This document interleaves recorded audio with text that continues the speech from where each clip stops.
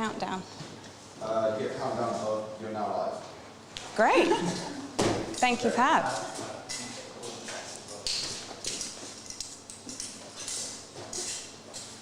Okay. Hi, everyone, and welcome.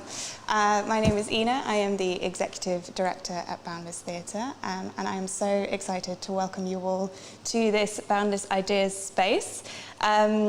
And this talk, which is Growing Up Under the Male Gaze. I am joined here today by Charlie and Zing.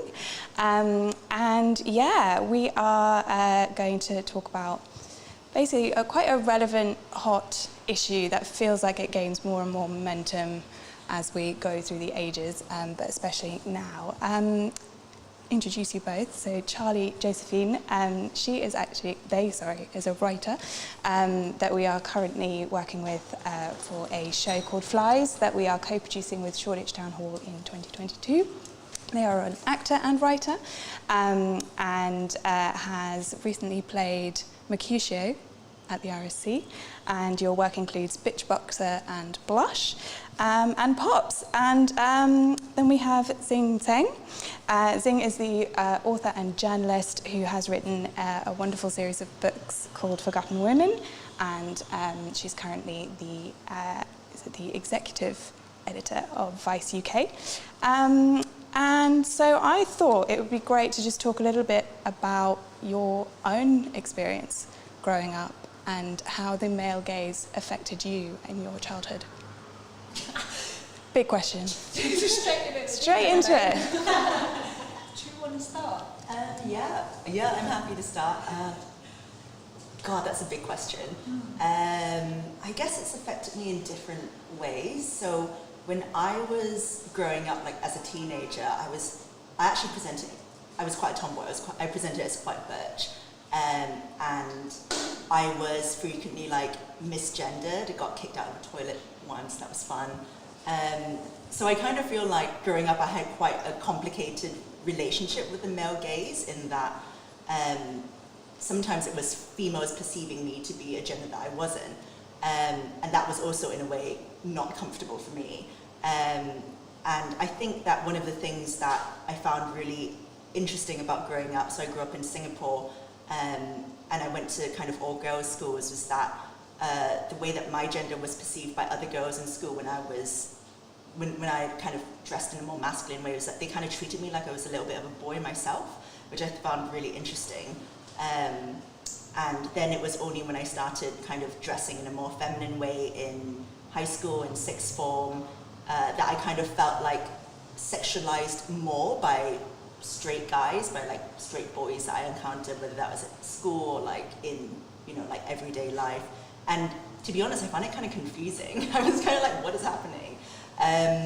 And when I went to the UK to study for my A-levels, I think that's when I suddenly realized that, oh, this is a real thing. And it then took on a really like racialized aspect as well, because I was, for the first time, in an ethnic minority. So then it became kind of stuff like being catcalled in like a really like racist way, for instance.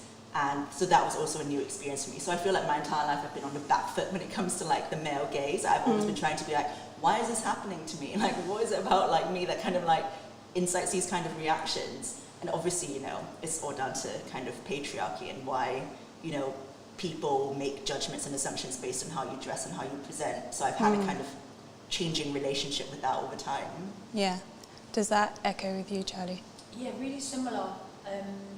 It's definitely like gender non-conforming from a young age.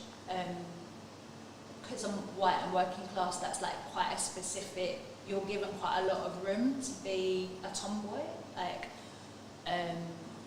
So yeah, running around in shorts and t-shirt basically quite a lot, and like feeling very free in my body, and like, oh, I'm really fast, and oh, I can climb trees, and like, oh, I can play football better than the boys, and like, and then hitting puberty and was like, oh, something's definitely changed now, like, and it felt like a lot of pressure to like grow out of it and like suddenly present not only feminine but like sexualized feminine. So it was like going from being a lad to like a sexy woman like that. It was quite a lot of pressure as a teenager. It was very confusing for me. And yeah, catcalling and that street harassment, and just very aware of like being looked at and how that made me then perform like I think I was just playing with it. I think there's something joyful about being a teenager and experiencing the male gaze and then playing, but there's also a lot of danger and threat and like stress and violence in it. But there is like 2% in my experience, maybe it's more for other people, but there was 2% of like, I'm suddenly a little bit powerful because I'm getting looked at, and it was fun for a little bit at times, but that was shaming to talk about, so you didn't talk about that bit, and it very quickly turned not fun. So it was very complicated, basically. Yeah.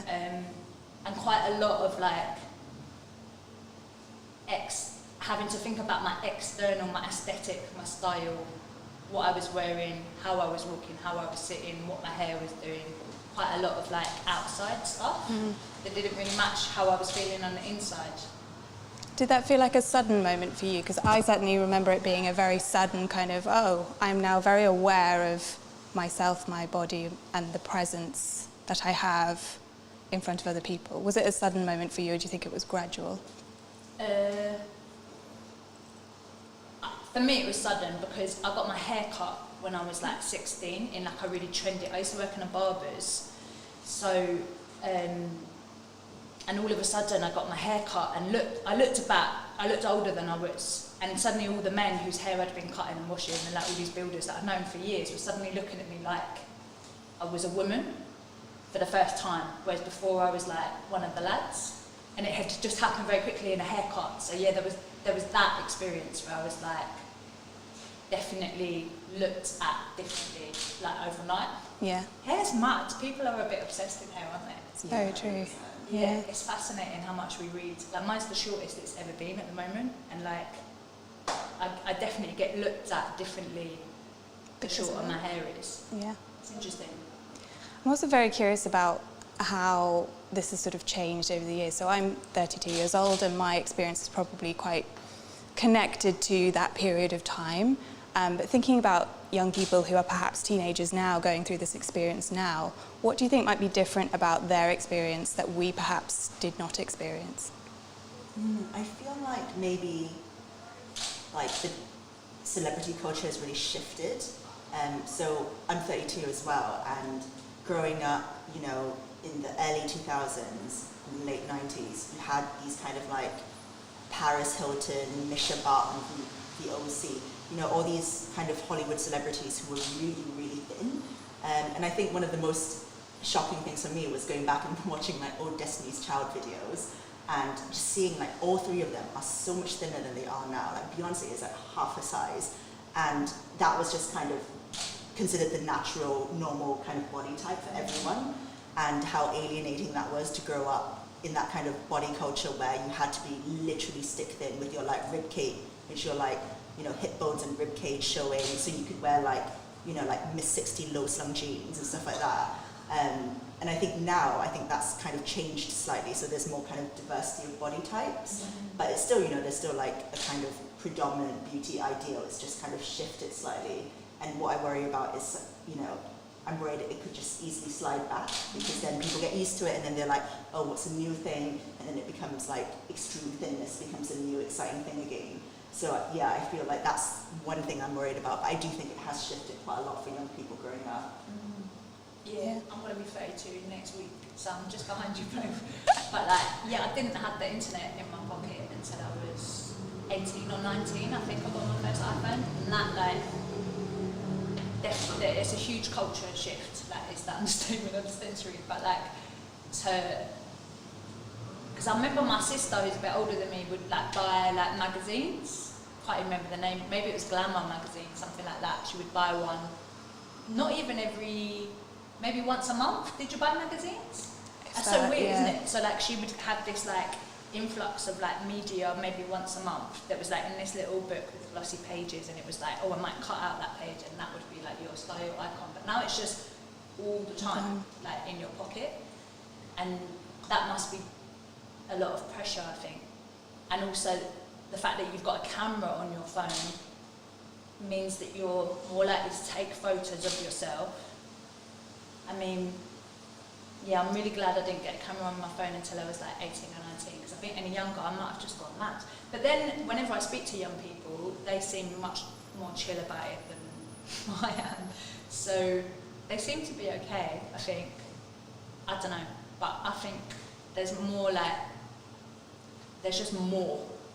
Yeah, there's like so much more content and so much more images and so much kind of more visual culture than there used to be, I think. Yeah, it's funny. I was just chatting to someone earlier, like I'm going to experiment in July for a month. We're having a brick phone.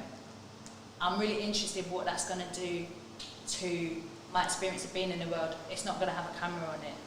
So when I walk somewhere, I'm not going to take a photo and be like, oh, well, send that to a friend or whatever.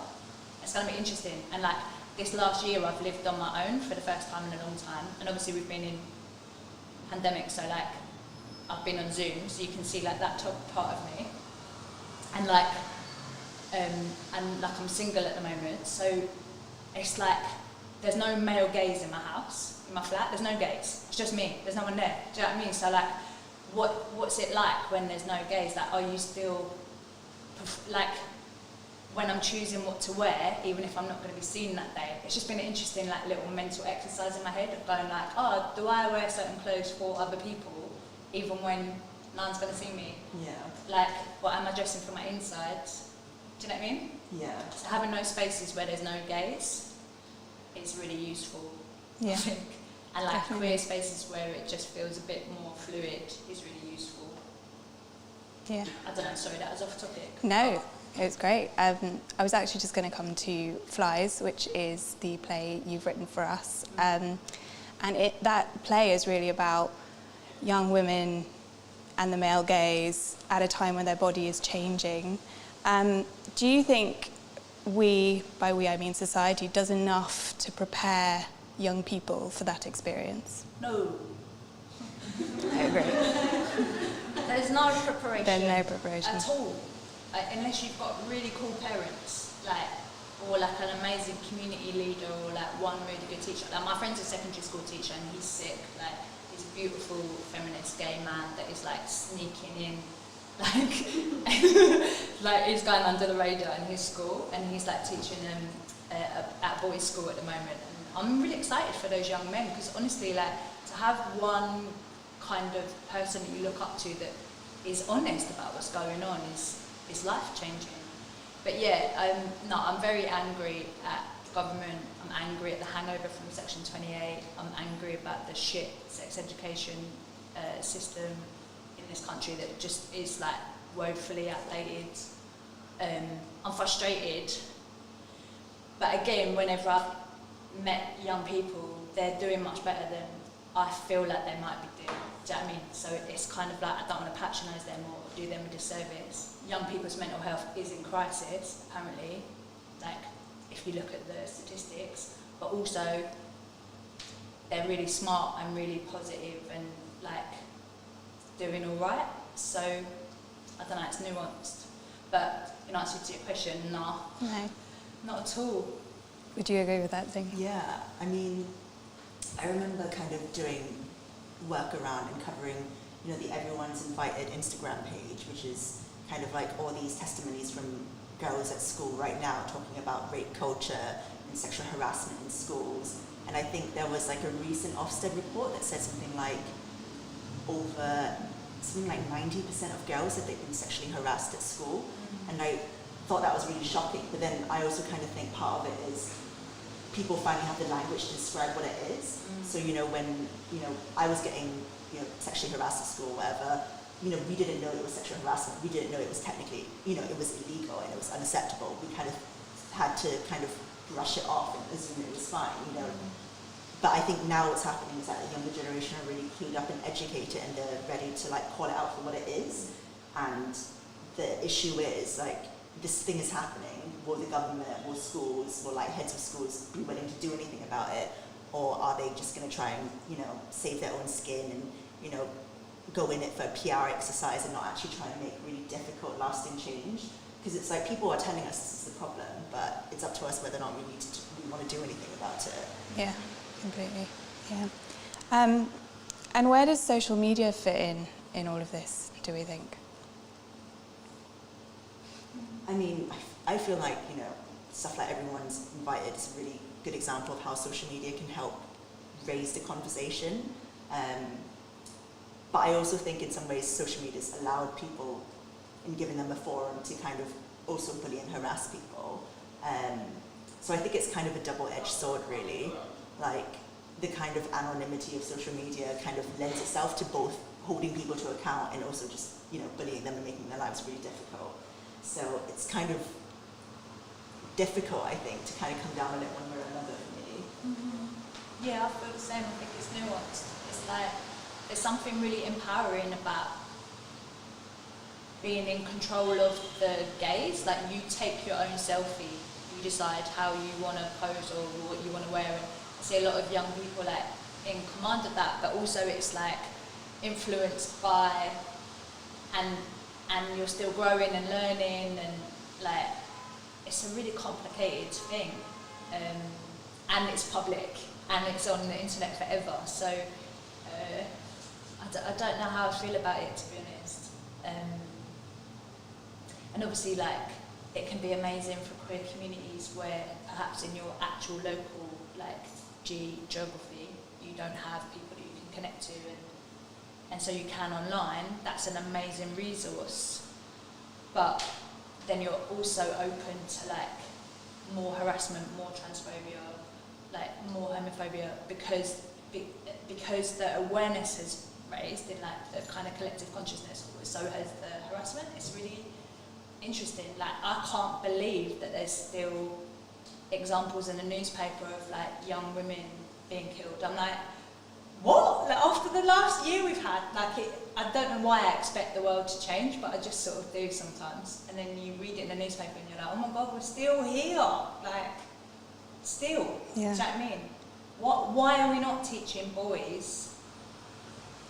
Why are we not more in command of what we're teaching boys and that they need to be in order to be men? And, like, why are we still focusing on teaching girls how to be safe? Like, it's just very outdated still. It's frustrating. Yeah. And how would you recommend that conversation is had if there are people watching who are perhaps educators or have influence over young minds? How would you portray this issue to them? Oh, I don't know. I mean, there was that company, I think they were called Sexplain, and now they're called something else, like Teaching the Talk or something. There's some really cool companies that are doing sex education work.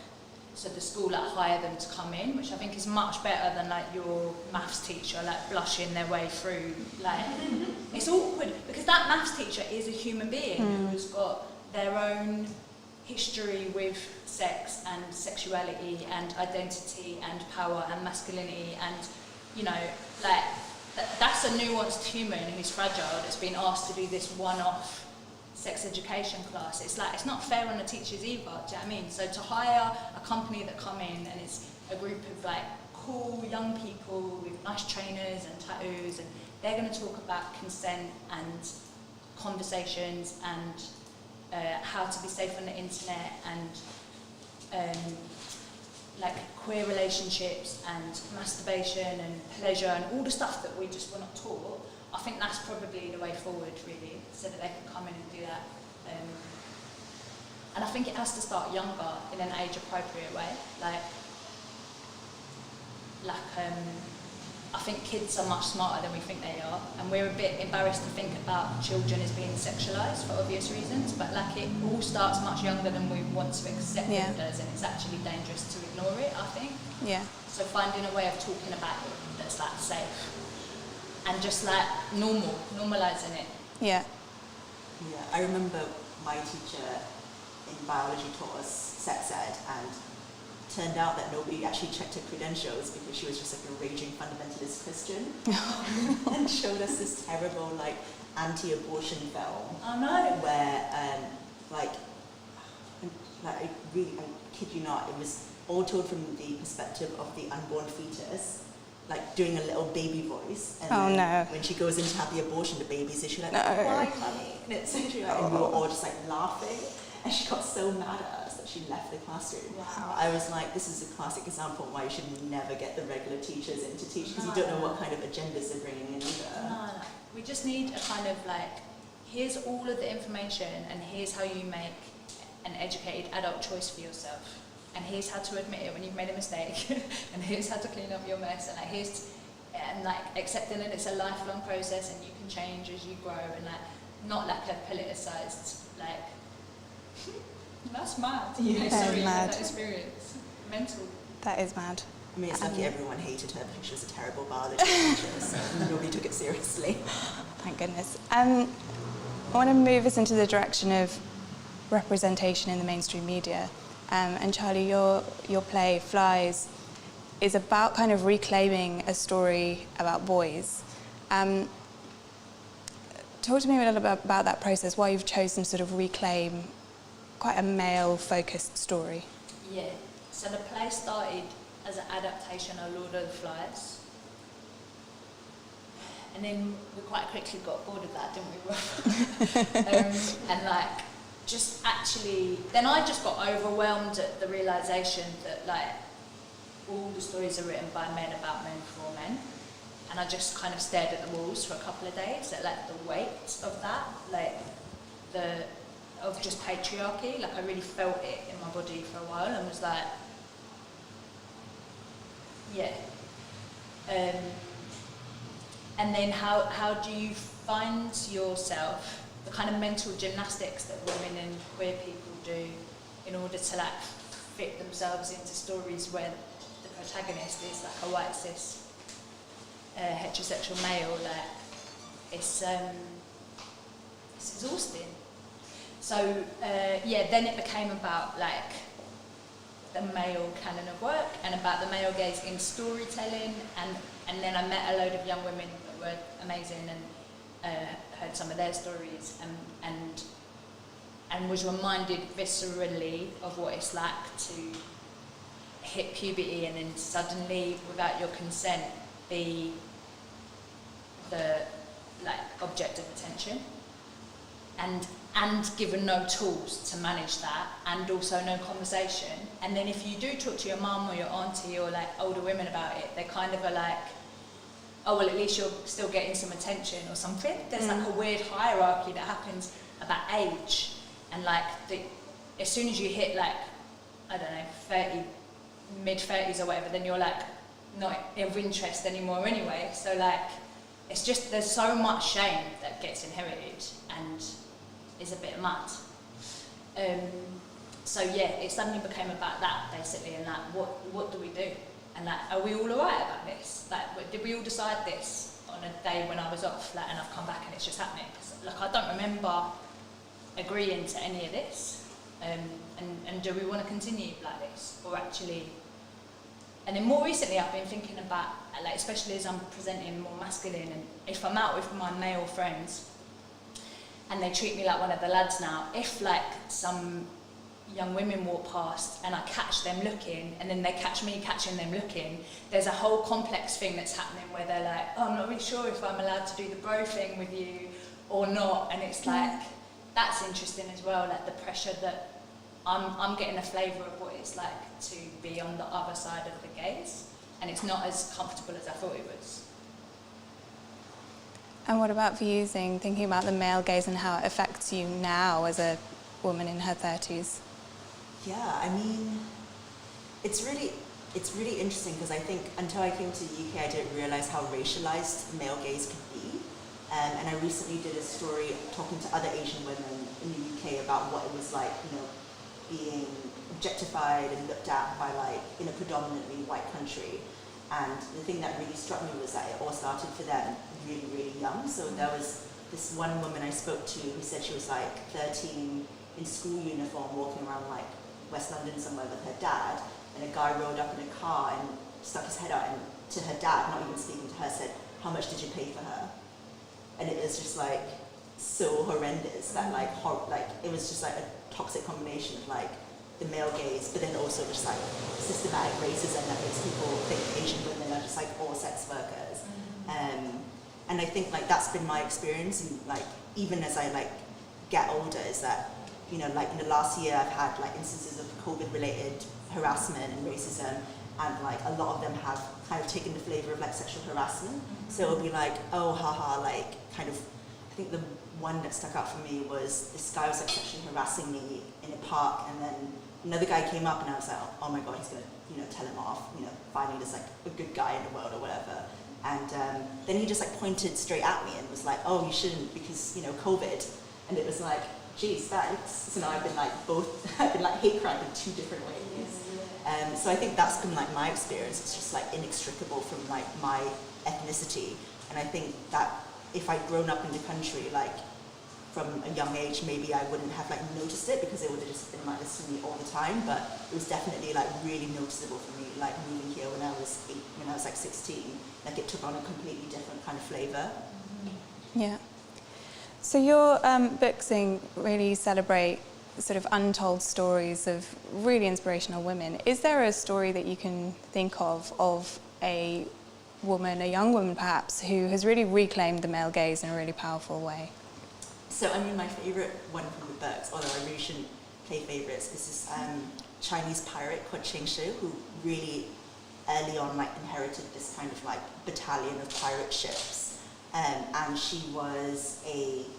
she came from Canton, so there were loads of like kind of what they called floating brothels along the sea. So she came from a brothel, and she married into this dynasty, and then very quickly on she just kind of like took over completely, and she married her way upwards. So she was like really reclaiming that kind of like status, until she really hit like the top of the hierarchy, and she was just a great pirate. She makes a cameo in Pirates of the Caribbean, but it's a terrible shit like cameo. And she had this whole system of laws and rules. So like if you were caught stealing from like, you know, her loot, you were like tossed overboard. If you committed an act of sexual violence, you had your like hands chopped off and tossed into the sea. And eventually she just was so good at just kind of like looting and pillaging and all the things that pirates do, that the Chinese government paid her to retire. They were kind of like, you're just too good, so we're just gonna have to give you a load of money to just like leave us alone. And then she kind of like disappears in the historic record, but then people think she went and set up a gambling den somewhere and like retired on all her riches. And yeah, I think that's just such an amazing story of someone who like, you know, grew up in like challenging circumstances and then kind of like used whatever like limited power she could to really like claw her way up and out. I love that. That's amazing. Why do we not see that on Netflix? Michelle Yeoh's meant to be developing something about it, but I don't know what's happened with it. I will watch that. Yeah. That sounds amazing. Is there a young woman that particularly inspires you? I've been reading about pirates as well, which is why I was nodding, because I was like aware of this person. But also there was two, I think, terrible researcher, obviously.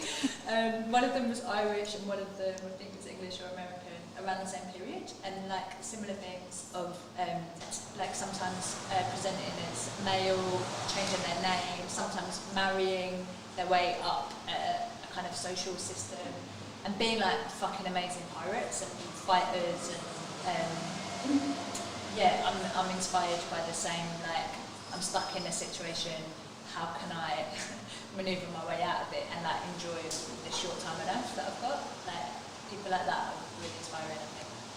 And thinking back to Flies, when we produce it, hopefully if all goes well in the autumn next year, what would you like women or young women, men, boys, to take away from that play? I think I'd like young men to at least question one aspect of their behaviour maybe, and then to go and, I'd really love to see them reacting in an artistic way about what it's like to like try and embrace a female gaze or a queer gaze, or at least pause their own male gaze. That would be wonderful. And then like for the young women that come and see it, I hope that they feel empowered and excited and like they want to go and do something. That sort of feeling, like, you know, when you leave, I get it when I leave gigs, to be honest, more than I leave the theatre, but you know when you come out and it's like 2 a.m, you're buzzing, and you're like, I just need to like go and do something, like that feeling. I hope that we inspire that in them. Just be wonderful to have like a load of young women like roaring their way through East London. So yeah, that kind of feeling, I think. I'd love that. I'd love to see that happening. I'd love there to be like almost a revolution starting at the end of the show. Those were my questions, but if I may, I'd like to open it up to the floor. Does anyone have a question they might like to ask any of our panel hosts? Shall we go to responses to catcalls? Go to responses to catcalls. That's a good one. Oh, just say fuck off. Yeah, I'm with you. It's sort of, yeah, you sort of, certainly for me, I kind of get that thing, that little like demon in me that kind of bubbles out and wants to tell them off. Almost like a mum moment, you know, you want to kind of point out their bad behaviour. Yeah, go for it. Any other questions? Hey, what's our question? Yeah, so my question is for you. You know when you were talking about the racial aspect of like, just growing up in the male days, obviously like I know our things about like similar, but like how did you or how are you overcoming that? Because obviously like women like have to get, well women in general, we get to fetishize and then it's like you add their race and then it's just like, leave me alone, but yeah. Yeah, it's hard, I think, because on the flip side of like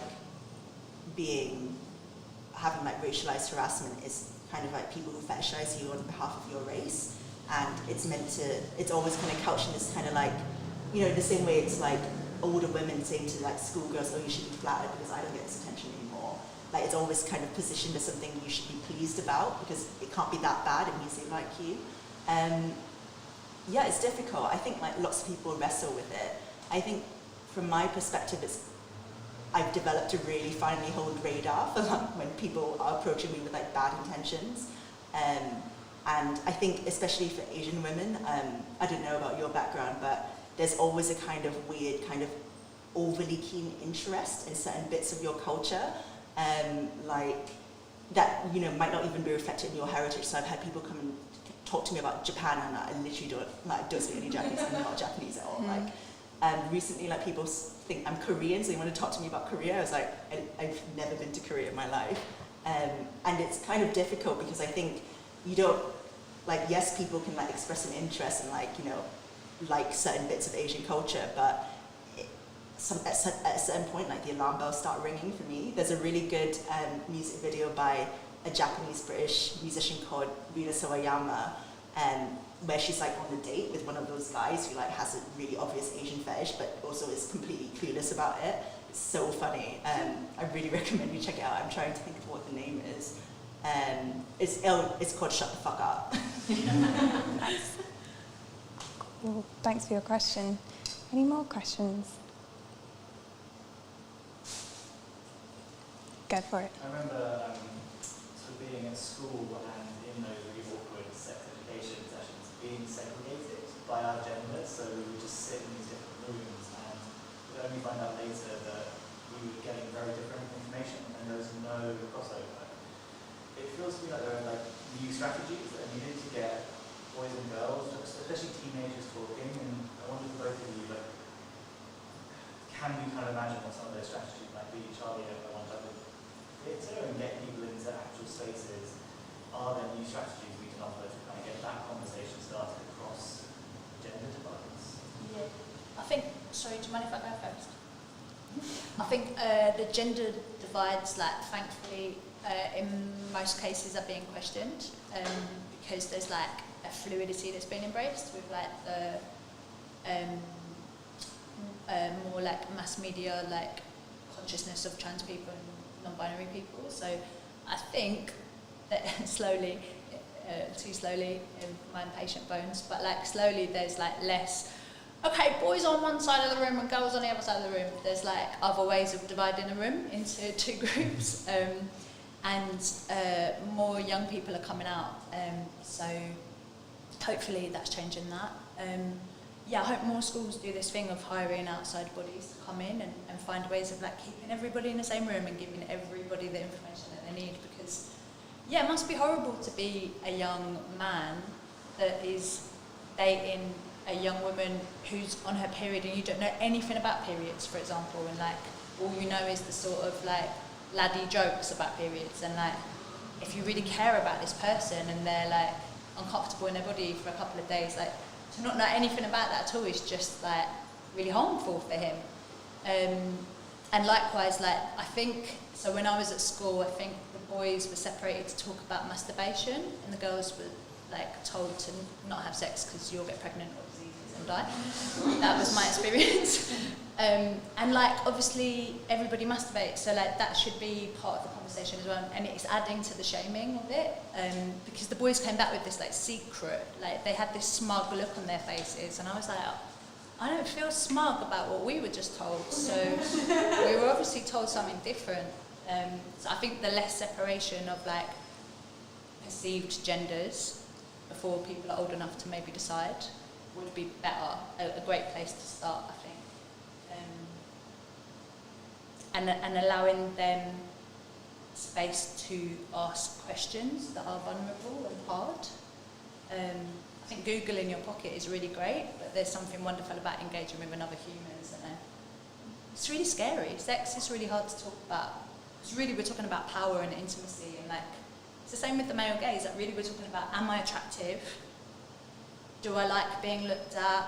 I want to be looked at, but don't want to be looked at. Then we're talking about sexual violence. We're talking about power. We're talking about like intrusion of personal space. It's a lot, and like we need help unpacking all of that, I think.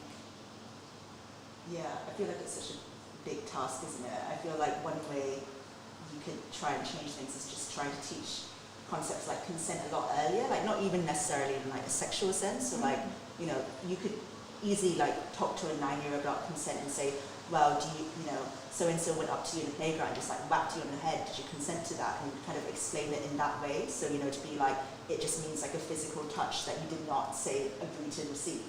And in that way you can like talk about a bunch of things like, you know, bullying, someone like, you know, people picking on each other in the playground, stuff that's more like child friendly. So, but you introduce that idea of consent like a lot earlier. So then when you apply it to sex, it isn't like this some big new thing. Yeah, the countries that are doing that have got like lower rates of sexual violence against women, lower rates of teenage pregnancy. You know, they're just better countries to live in, it would seem. Places like Sweden seem really cool. And they start from primary school age, like teaching them how to ask to touch someone and how to also give feedback on the touch in a way that is age appropriate. I think that's really important as well, to be able to, like you just, your question of like, what are your top tips for when you get catcalled, or what are your responses? It's like how to give feedback on being looked at in a way that's not going to instigate violence, because a lot of it for me has been like, oh, I'm too scared to say something because it's going to escalate quickly, because it's going to shame him if I say no, and like then that will instigate violence, and like that's fucked up on so many levels, of course, but like learning how to give feedback and learning how to receive feedback, if we did that from primary school, like what a beautiful utopia the world would be. It's not even that difficult, it's such a simple thing to change, I think. Absolutely. Any more questions? Go for it. One second one. Is there a female gaze to counter a male gaze? If we were in an alternate reality, we come here to discuss and unpack that. Like, what does, or any other kind of gaze, right? Whether it's a kind of queer gaze or, I don't know, like something that feels very odd now. Like, how do we imagine that? Like, what can we counter a male gaze with? And we were trying to find that, what that sounded like and looked like. No, I think people are still trying to figure it out. One thing I find really interesting, so I'm on TikTok probably way more than I should be for given my actual age. And one of the things I find really interesting about TikTok is there's now like this subgroup of young men who are trying to objectify themselves for a young female gaze.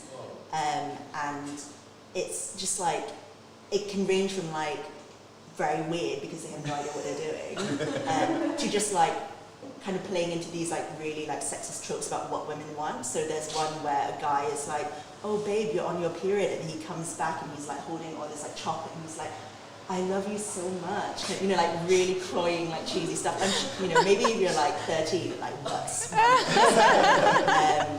like that's what I find really interesting. It's that I think that people are still trying to figure out what that looks like, and especially for like straight women. I mean, like if you're a straight woman, like I've seen straight women like lust after like literally the most random things, like Jeff Goldblum playing a piano singing the dinosaurs. That was one thing my friend found hot the other day. But I think like it's just like, I think that's what's interesting about the female gaze, is that it's very like wild and riotous. You know, Portrait of a Lady on Fire is a great example of like that queer female gaze and how it doesn't have to be kind of, you know, revealing a lot of skin, like conventionally sexy.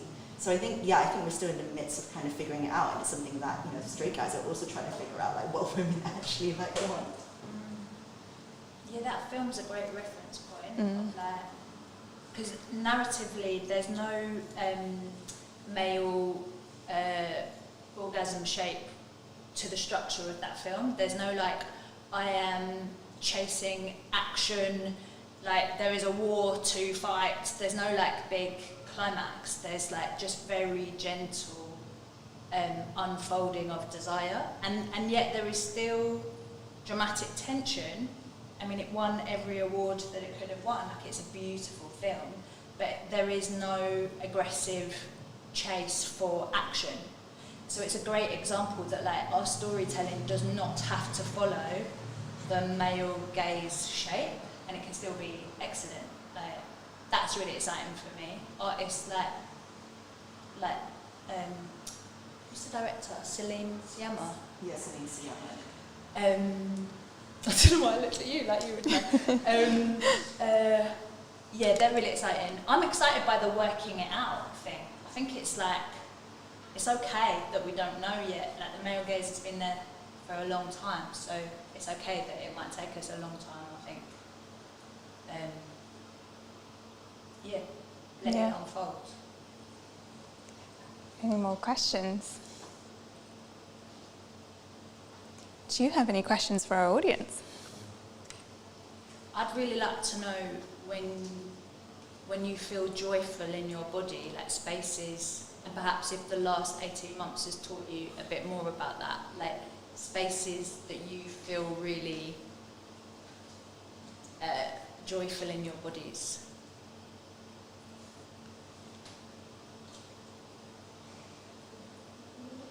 Look, I think there's something really powerful about good music.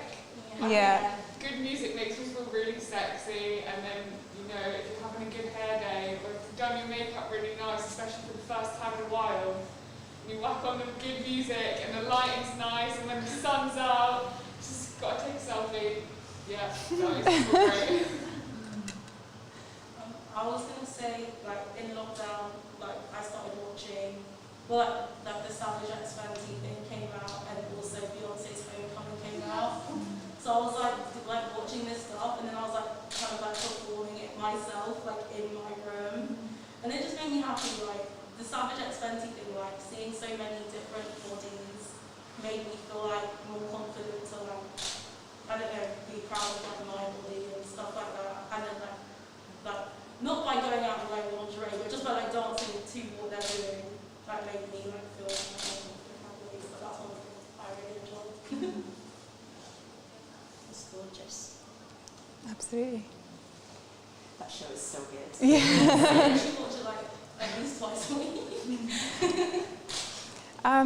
Great. Well, unless there's another question, all good. So to me, say thank you so much. Thank you, Charlie. Thank you, Zing. And thank you all for joining us here today. If you'd like to find out more about Boundless, about the work we're doing, do check out our website, our social channels. We're doing lots more talks coming up very soon. So thank you so much.